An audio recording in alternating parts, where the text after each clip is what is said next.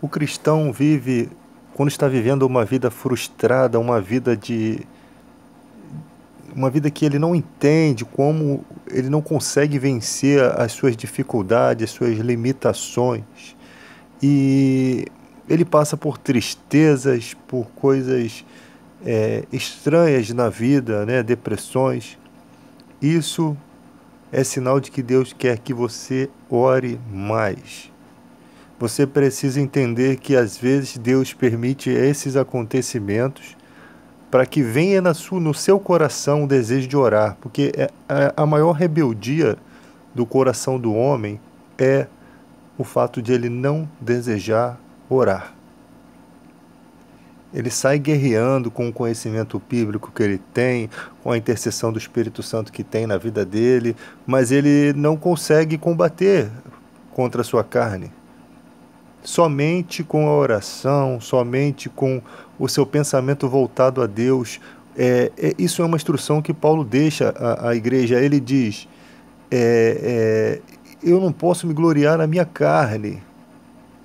Não tem como você, mesmo sendo Paulo, um homem capacitado para viver em jejum, em consagração, ele não se gloriava na carne, ou seja, ele não deixava de orar, ele não deixava de buscar a Deus, ele não deixava de buscar forças para combater o bom combate, porque são coisas espirituais que estão lutando contra a sua vida, e você é um ser que tem sentimentos, um ser que vai receber todo esse bombardeio sem a oração. Você não tem forças, como Jesus disse, sem mim nada podeis fazer. Certa vez os discípulos não conseguiram expulsar uma casta de demônios porque só quem vivia em jejum e oração que conseguiria. Existem poderes mais fortes e você precisa entender isso. Você, eu, todos nós cristãos precisamos entender isso. A gente sai combatendo contra a política, contra tudo, contra todos, mas não temos força, porque sem oração a gente logo desvanece, desanima. O mal sabe por onde começar a nos atacar. Então Deus às vezes tem que remover tudo que está em volta da sua vida e te deixar numa zona livre para que você possa entender isso. Para que enquanto você não refletir isso, Deus vai cuidar de você nesse momento, mas enquanto você não refletir sobre isso e não tomar essa posição, você não vai passar por esse vale. Precisa entender isso. E não é oração água com açúcar, não. É aquela oração sincera, é aquela oração que... Eu lembro de uma coisa que Paulo sempre disse, é uma coisa que está escrito, se tem alguma coisa boa para pensar, né, o teu pensamento tem que ser levado às coisas boas. Se tem alguma virtude, é nisso que pensais. Se tem alguma virtude naquilo, isso seja que ocupe os seus pensamentos. Está escrito na palavra. Tem que ocupar o pensamento com a oração, com a comunhão. Como diz lá em 2 Coríntios 5,15, ele morreu por todos para que os que vivem não vivam mais para si, mas para ele. Nós temos que conquistar as coisas celestiais que estão disponíveis, né? E que o mundo não tem como tomar posse delas, porque o mundo não conhece o Espírito Santo, não pode receber, não enxerga. Você tem uma nova missão, você tem uma diferença, você dá um passo à frente, tem mais possibilidade, você se tornou co-herdeiro com Cristo, raça eleita.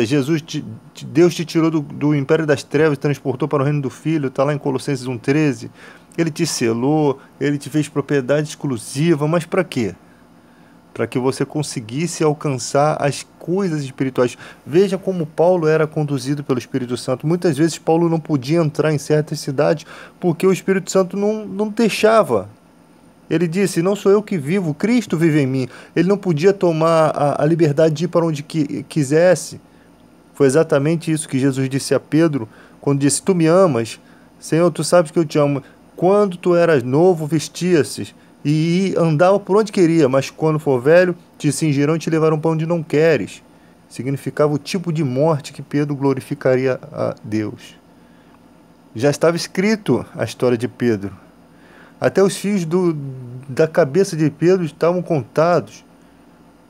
Pedro, ele passou a confiar tanto em Jesus Cristo que quando ele esteve preso, pronto para ser morto no outro dia, ele descansava, ele dormia profundamente. Ou seja, Deus dá o descanso em meio à prova. Quando você sabe que a tua vida está nas mãos dele, que até os fios do teu cabelo estão contados, já não tem mais aflição. Acaba, você não tem para onde ir, não tem para onde correr. O teu destino está traçado. Não tem para onde ir mais. Só resta o descanso.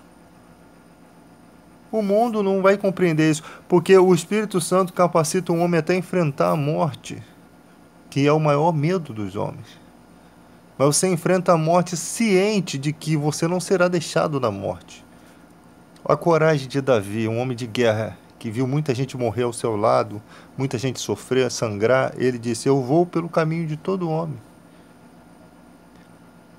Olha com a simplicidade que o cara diz isso. E na vida da pessoa sem Deus, há um desespero de morrer, um pavor, que a pessoa chega nem a viver direito.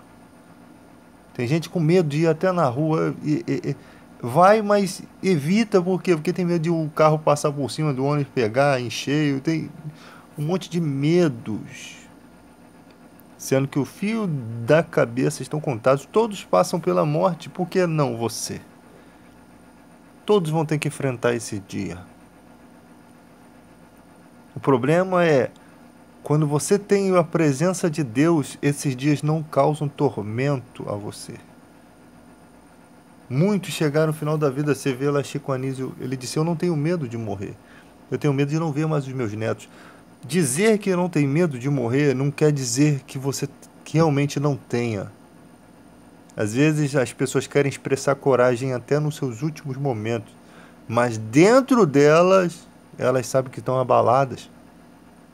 Medo de não ver mais os meus netos, não tinha esperança de vida eterna. Estou dizendo aqui que Chico Anísio perdeu a salvação, que a Bíblia diz que os de fora Deus os julgará. O que é nascido da carne é carne. Ninguém pode dizer Senhor, Senhor, se não for pelo Espírito Santo. Se Deus não se revela para o homem não pode conhecer a Deus. Não consegue conhecer a Deus. A igreja tem que aprender isso. A virtude de se conhecer a Deus é a virtude do Espírito Santo, que nos revela, através do Filho, através do sacrifício dele, do fato de nossos pecados serem lavados pelo seu sangue, nos esclarece. A fé vem para ouvir a pregação da palavra, esclarece ao nosso coração a presença de Deus. Então os de fora Deus julgará. Não adianta a gente ficar, será que foi para o céu, será que foi para o inferno? Deus sabe todas as coisas. Quem tinha condições, quem não conhecia a sua presença, ele sabe tudo. Quem teve a oportunidade de conhecer e negou a presença, ele sabe todas as coisas. E lembrando que Deus é amor, tá? Então a gente não pode ver as pessoas que se vão na perspectiva do amor humano, porque o amor de Deus é muito maior. Ele é o justo juiz. A gente não pode ver um julgamento na perspectiva de um juiz do mundo, corruptível. A gente vai ver um julgamento na perspectiva de um juiz justo, que leva em consideração todos os pontos. No Novo Testamento diz que até um copo de água fria que derem para uma pessoa, por ela ser serva de Deus, já garante galardão no céu. Então, Jesus e Deus estão dispostos a abençoar as pessoas. Eu vos amei primeiro, né? E bem-aventurados pacificadores. Quando Jesus fala isso, ele pode estar estendendo um leque não só para quem é cristão, mas para todos aqueles que lutaram por um mundo melhor, por uma vida melhor. A gente não sabe. A gente só sabe que quem tem a iluminação do Evangelho será julgado pelos critérios da palavra. Mas quem não tem? Como é que Deus vai julgar, se Deus não levou no passado em consideração a época da ignorância? Fique com essa palavra aí hoje.